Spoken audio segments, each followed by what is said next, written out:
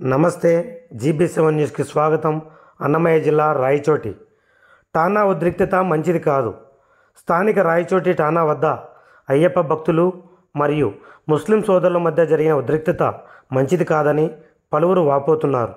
జిల్లా additional SP Venkatadri బారికేట్లు ఏర్పాటు చేసి ఇరువురు వర్గాల వారిని అడ్డుకున్నారు. అంతలోనే బంగ్లా దగ్గరికి చేరుకున్న మంత్రి రాంప్రసాద్ రెడ్డి ఇరు వర్గాల వారికి సర్ది చెప్పి అందరం అన్నదమ్ముల్లా కలిసి ఉండాలని, ఎవరో కొంతమంది దుర్మార్గులు చేసిన ఆరోపణలకు ఒకరినొకరు దూషించుకోవడం సరికాదని సర్ది చెప్పారు.